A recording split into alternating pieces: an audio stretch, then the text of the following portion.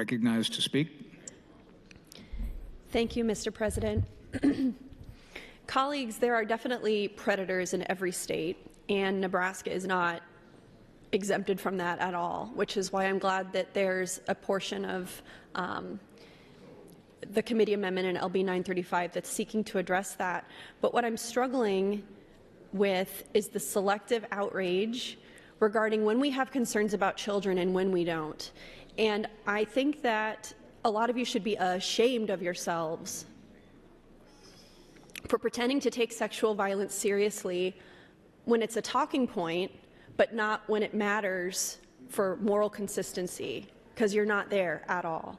What activated me to put my light on was hearing speech after speech after speech about the horrors of trafficking and the exploitation of minors and description of pornography, while at the same time, the politicians delivering those speeches, you guys, have spent years aligning yourselves with national figures whose documented relationships with known sex traffickers, whose own histories of sexual misconduct allegations raise deeply troubling questions about your consistency.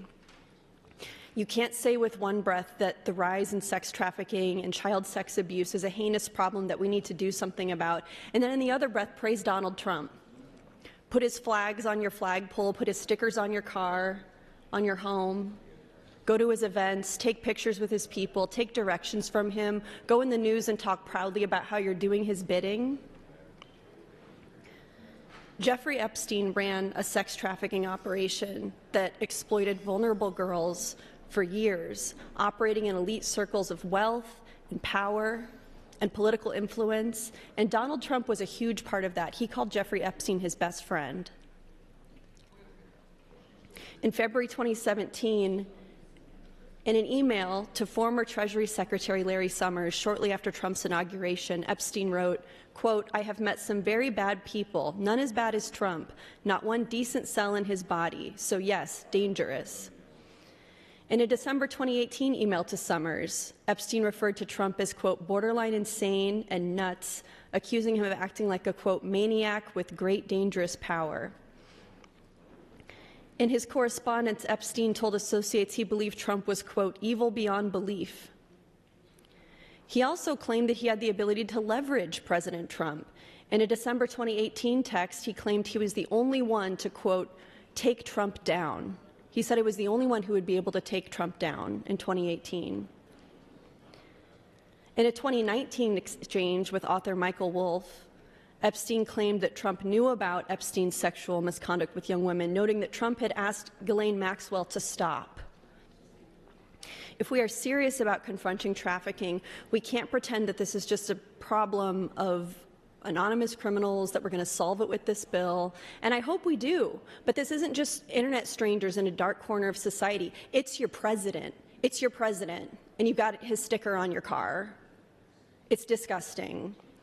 It's a problem of systems that reward powerful men, silence victims, and allow political loyalty to override moral accountability. So when I hear you speak passionately about protecting children, while also protecting national political leaders who have faced numerous credible allegations of sexual misconduct, or while refusing to even acknowledge that there are documented failures of institutions that allowed this sex trafficking by Jeffrey Epstein to take place, I have to say I don't believe you.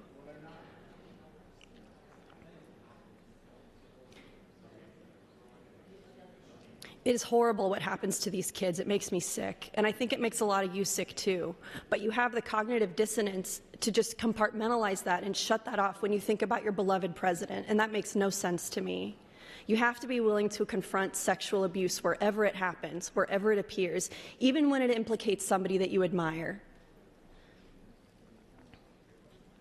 So I really don't respect those of you who are Trump supporters and at the same time stand up and say we have to protect girls from being trafficked. That man is the head trafficker in chief. Your silence on Donald Trump's disgusting actions undermines the credibility of everything you have said.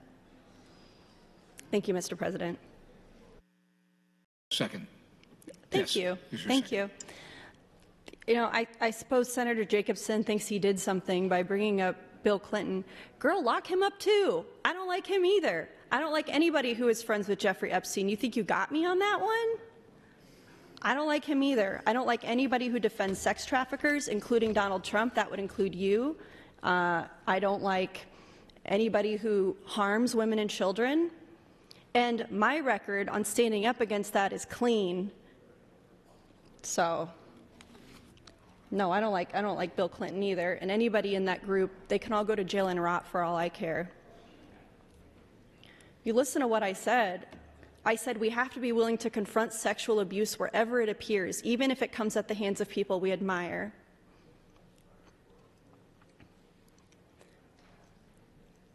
There was recently a New York Times investigation on Cesar Chavez, brilliant, noted labor leader who was admired by so many people, and he built a labor movement with Dolores Huerta, who it came out he was raping, assaulting for years, and she couldn't say anything about it. It came out that he was raping and assaulting underage kids for years, and they couldn't say anything about it.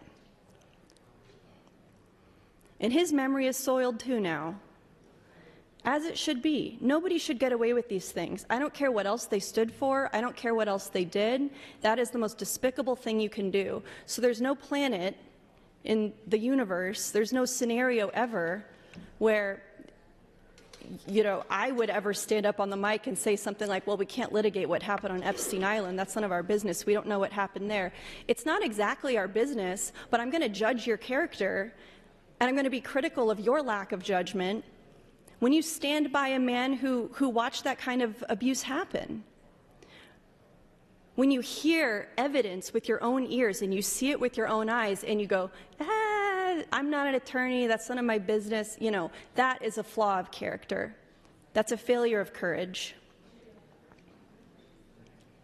The Trump administration is sending these pregnant migrant girls to one facility in Texas, reportedly, according to these staffers at ORR, because that's a place where they can't get abortions. Now, okay, to say nothing of the fact that as long as women have been getting pregnant, there have been women who didn't want to be pregnant, and they have found ways to end that pregnancy. So we know that going to Texas is not necessarily going to prevent abortion, because it doesn't. It just makes it less safe. And it puts these girls at more risk, especially given that, according to this article from NPR, over half of them are pregnant by rape. There's kids, there's girls underage that are becoming pregnant in ICE facilities. Who's doing that? Use your brain. It is not safer for these children to be in ICE facilities than with their parents, in school, with their families, not separated from their parents, many of them migrants, who've been targeted for removal from this country when they're just trying to earn a living, have a job. I think that one reason that Republican women talk so much about trafficking and sexual assault and abuse, and why they really feel that that's a banner that they can carry with pride, is because they're not feminists. But this is kind of a feminism adjacent thing, where we're standing up for women in one way so we can feel good about ourselves, but when it really comes time to pick up the mantle of women's rights and freedom and equity for girls and gender equity, they're not there, because we've got kids, we've got underage girls getting raped and pregnant and getting substandard medical care in government facilities, and you voted for that. And then we got people on the mic scolding me for saying so. I didn't do it, but I'm not going to stand up here and say it didn't happen. Thank you, Mr. President.